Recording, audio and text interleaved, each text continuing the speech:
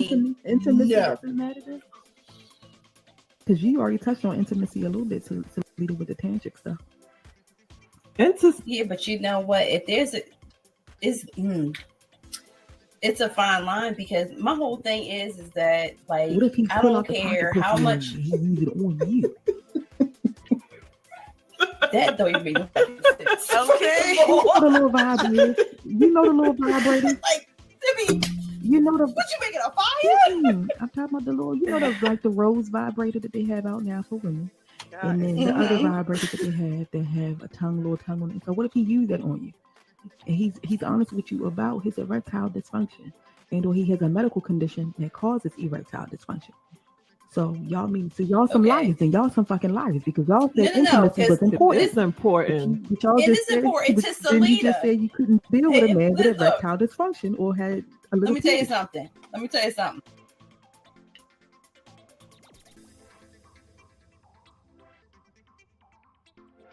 Ooh wee. I'm scared, y'all. I am scared. Scared to death. I am scared to death of that. I'm telling you. I am scared to death of that. I'm telling you. You see how the women act. You definitely see how the women act when it comes to that topic. I don't care how good a dude you are, in my opinion. If you got a limp noodle, that's a doodle. I'm acting like Joe Biden. My bad. Noodle, aka erectile dysfunction. I think, oof, I sympathize with you. Me personally, you know what I'm saying? I have a few fears in life. I don't feel death, although I fear those that I love that die around me. I do fear that. I ain't gonna lie. But I'll admit personally to y'all that as a man, I'm telling you, as a man, I'll admit that ED or a limp noodle has always scared me. Since I was a little dude, it's always scared me. Oh my God. Basically, since I was a teenager and you read about things that your body going through and all that stuff, ED has always scared me. I thought of myself as that old guy on The Color Purple that said, how they die on top of me. But I do realize I sympathize for all y'all. I empathize, sympathize, realize to all y'all out there that's suffering through that I'm with you, man. I understand it's a thing, man. You don't want that. It's crazy. But I've talked about this before in some of my older videos, especially about I read stories about how vasectomies, you know, how women don't want to get hysterectomies or fixed after they have birth or have children. Some of the men do take a step up. They step up. You know what I'm saying? Shout out to you men out there that step up. They get snipped. But the cost is that they may lose their manhood. You know what I'm saying? They lose their manhood. And that's one of them things that for a man, can you really deal with that? Now I know they got the implants, they got all the medications and Molotov cocktails that you can drink to get that thing working right. But for me, if you had a limp noodle, I feel less than a man. You see what the ladies say? The ladies say, hell to the nizzle. Hell to the nizzle. I ain't dealing with no limp noodle. I ain't dealing with it. So you have to have one hell of a woman on your arm to deal with you if you got a limp noodle.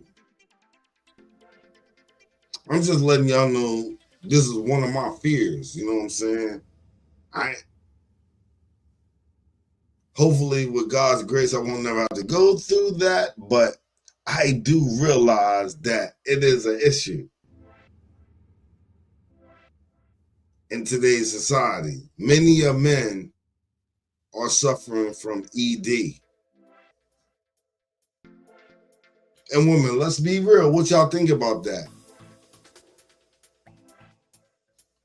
In my opinion, you can have all the toys, you can have all the tongues and everything that you want, but that's not going to substitute for a nice, hard, stiff, you know what. But it's different causes to ED. Like I've talked about before, the vasectomy thing is one of them. Men that get snipped, sometimes the thing don't work properly again. I'm not gonna understand if you want to rise to the occasion, but your unit is not performing. I'm sorry, my people. I'm sorry, my people out there that's going through that. But that's one of my biggest fears. So I wanted to share this video to let y'all see some of the causes of ED in our society and things that we might go through. But it is definitely a big fear of mine. Good gracious almighty. And welcome back to another episode of Medicine in Small Doses with Dr. Amobi. I'm your host, Uju, and today we are beginning a 4-part series in honor of Men's Health Month. Men's Health Month runs from the 1st through the 30th of November each year. And today's topic significantly affects a number of men, especially men within the Black community. Today we are talking about erectile dysfunction. In this first part, we are going to be talking about how men present in their consultations with their doctor. So Dr. Amobi will be going through that. And it's not to make light of the situation. It is to see if it resonates in any way with you or can offer help to someone you may know. Part 2 is from another perspective. We're going to be looking at it from the viewpoint of the partner, the wife, who has come to see the doctor on behalf of their partner or husband who may be experiencing erectile dysfunction, and really to find out what they can do to help or how they can encourage their partner to see the doctor themselves. Part 3, we're going to have the man that has come in, made that significant step to see the doctor about a very real issue and what they can expect from their GP appointment. And the last part, Dr. Amobi will be going through how you, the listener, can improve symptoms of erectile dysfunction so that you can enjoy a life of vigor and vitality, which is what we stand for here at the Lifestyle Wellness Clinic. So without further delay, let us get into it. Dr. Amobi, hi, and welcome to another episode. Thank you. It's a pleasure being here. We're talking about something super important in men's health. You know, in my estimation, one of the most important things to talk about. So I'm happy for us to dialogue, and I hope listeners, you guys find this very useful. I know it's a very touchy subject, and we will try to be as sensitive as we can. But the overall aim here is to provide valuable information, because back in the days, we used to see men age 40s and 50s in their first presentation of erectile dysfunction. But these days, we are seeing men as young as 20 years old. So it's vital that we talk about erectile dysfunction in this instance, particularly in Men's Health Awareness Month. Of course. Yeah. Seems like the situation is getting And it's real funny. It's real funny that he said men in 20s, because I remember back in my 20s, it was certain dudes that was taking Viagra. Maybe Cialis wasn't out then, but they were definitely taking Viagra. So you're a viral 20 something, but you still need an extra something. And I think some of the side effects of that is a limp noodle. Now, come on. I know it's other factors that contribute to a limp noodle, but men, if we're talking as men, and I ain't in no manosphere, and I ain't in none of them other groups, I'm just mate, Chris B. Say what y'all want to say, I'm mate. But you know, what I do know is that got to really hurt to the core of a real man, a real upstanding man. If your willy ain't working right. Now, once again, I say, shout out to all y'all that got the implants and do everything as you do. But God bless America. It's got to be a rough go.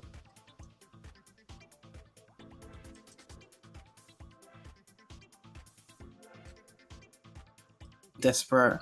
And as you've mentioned, or we said at the top of the episode, Black men are being affected by this on a large scale. So before we get into it then, Doctor, can you clarify what is erectile dysfunction? So erectile dysfunction has three parameters. Number one is men's inability to get an erection. Two is you need to have erection that you're able to maintain through intercourse. And three is you would have to achieve what your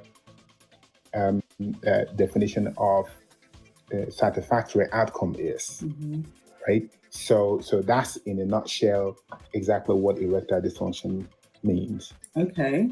And what would cause a man to fall into the category of erectile dysfunction? So if you break it down into physical health, psychological health, and social health. So from a social health perspective, you're looking at things like the stigma attached to erectile dysfunction. Those are things that would make men, may affect the erection, ability to get an erection. Psychological health, stress. It's so difficult for you to see somebody who's stressed out or somebody who's depressed or get anxiety, and the first thing that comes out is an erection. It just doesn't work that way. When it comes to physical health, example of physical health is things like diabetes, high blood pressure, heart disease, stroke, prostate diseases, and things like that. And if you look at all these parameters, you would see that we as Black men rank number one within the social issues, because of course, that goes without saying. Then you look at psychological issues. We are 4 times more likely to have mental health disease. We are 4 times more likely to have anxiety. Then when you come to physical health, we rank number one in prostate disease. We rank number one in blood pressure. We rank number one in diabetes. So all of those things have significant impact on Black men, let's say. And one of the things you might notice is that most studies. Now, to me, is that thing. Many people will say that's an attack strictly on the Black man. Attack him where he's most potent. So should I say. What say you? Especially those that are out there. I'm not joking. I'm not jonesing. I'm just talking about a topic that I know I am very fearful of. I'm very fearful of that. I don't know how many of you feel, especially men. Men, you don't have to be black specifically. All men of the world, what do you think when your noodle ain't working right? You don't care? Now, some soldiers out there, y'all gonna do whatever you gotta do, especially if you got a woman. You're gonna do whatever you gotta do to please her. But I'm here to tell you, if your soldier doesn't stand erect, it's going to be a problem. Trust and believe that. I've seen it on a minimal level.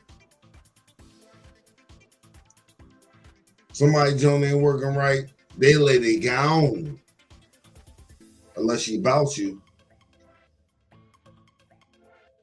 And let's be real, there's very few out there that's about you like that.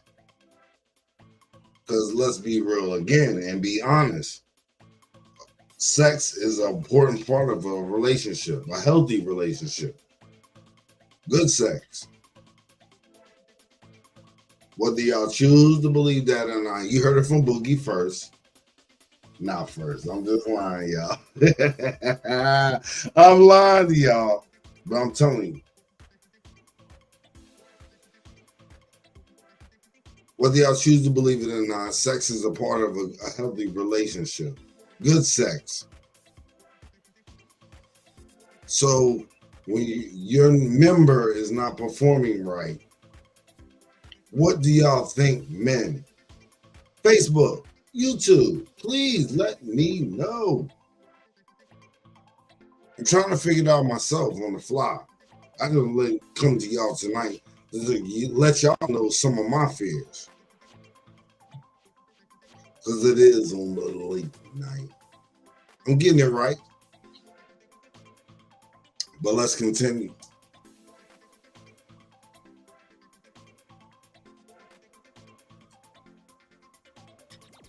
That looked at erectile dysfunction tend not to focus on Black men a lot. And I think that's one of the reasons why we said, look, I know it's a very sensitive topic to talk about, but it's very important that we bring a shine to it. Yes. Okay, great. So let's get into the 5 ways that men have presented in your clinic with this issue. Right. So this is the interesting part. I think I'll prefix this by saying that men we're biologically wired to fix things, right? Mm-hmm. So we are less likely in general to visit doctors. We tend to have this like fix it or forget it approach when it comes to our health. The only time a man goes to see a doctor is like when that problem becomes so significant that they can't manage it at all. So the number one reason, I think, I would rank number 1 is men who will come to clinic and say, my wife sent me. I actually read something about that recently to say that in a heterosexual couple relationship, it's usually the women who are encouraging their men, going to the doctor, have you seen the doctor, and even booking their appointments. So actually, I'm not quite surprised that you said that. Yeah, no, in my estimation, I think that without Black women or without women in general, most men will be dead. Right? No, honestly. And this goes beyond erectile dysfunction. Almost every other man that comes in my clinic goes, my wife is worried about X, right? And then that's the reason. And for most of them, they would have showed up when he's become like very contentious at home, and then they. Oh, this is a really happy wife, happy life. Because I can imagine if you can't please your wife in the bed, what you gonna do if she ain't about you? A lot of us got to think about that. That's why I look at and shed an eye at those that make business arrangements for marriage. We don't know what goes on behind closed doors, but I do know, as a man, if your noodle ain't working right, I know you got to feel some type of way. But let's continue.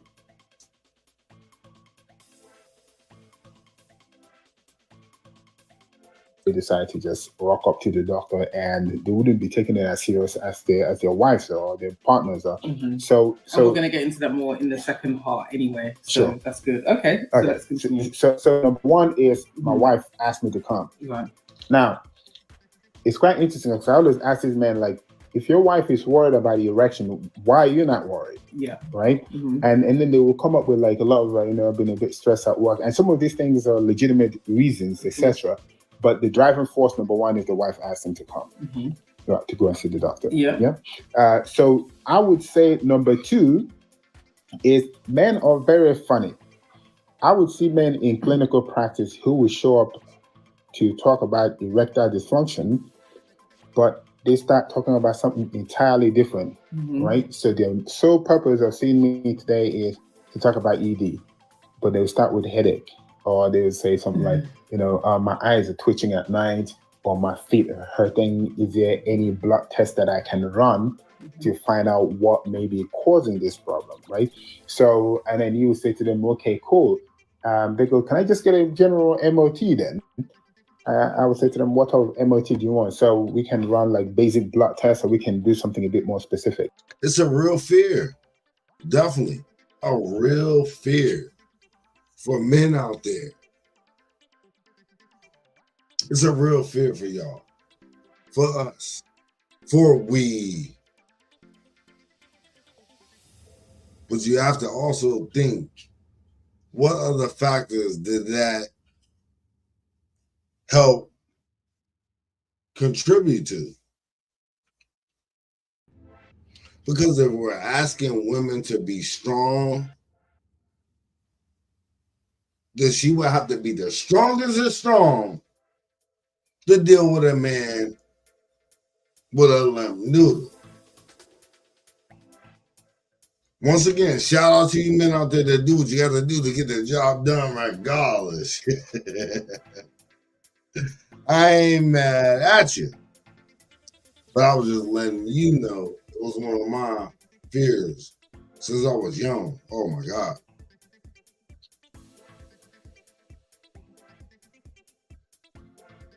But there's a lot of contributing factors to men with erectile dysfunction. Not just some of the things I've brought to the highlight tonight. I was just bringing some things to y'all for us to discuss about what you men think about erectile dysfunction, ED, aka limp noodle, aka woman gone. Because I'm sorry, women. You can say what you want to say. If your man can't perform for you, what you gonna do? Let's continue.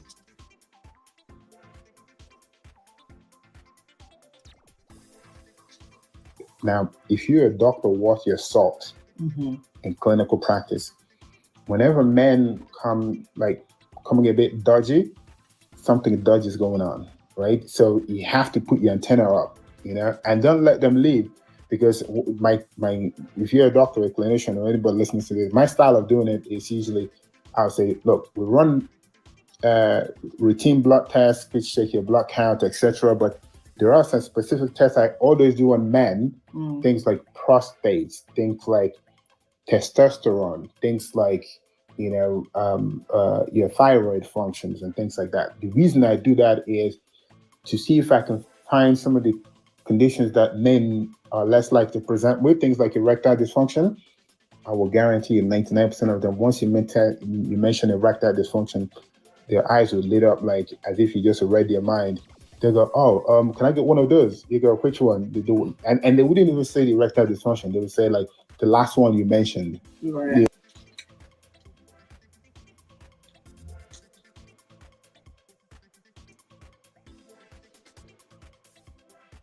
Check out these deals of the week at Walgreens. Hey.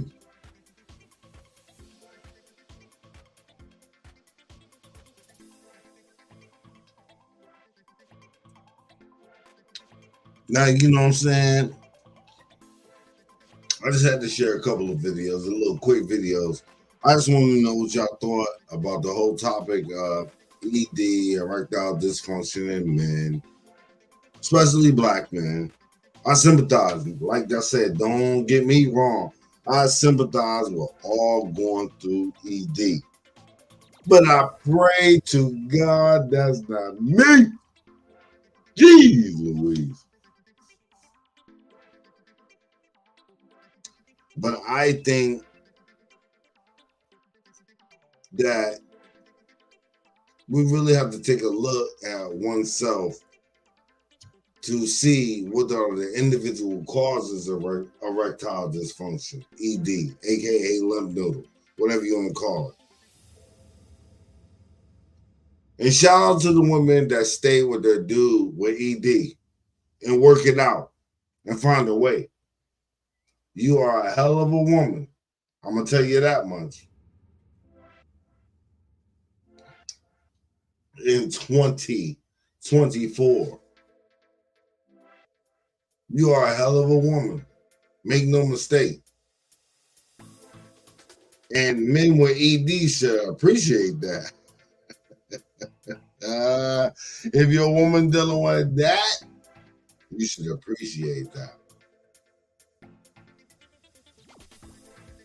Now I know we got some Eric Benets out there, some sexual addicts. They're going to do whatever they got to do to rise to the occasion. Shout out to you too. All my Eric Benets out there.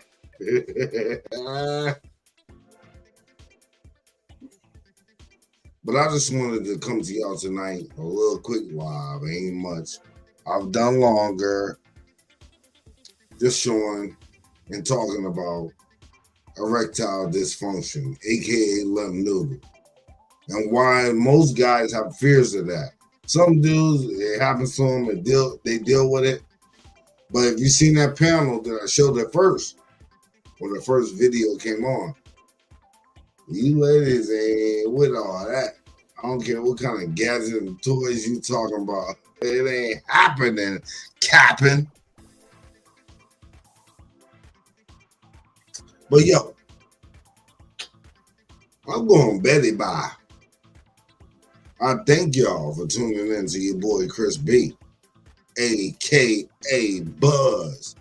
Holla at me on a later date. I'm out.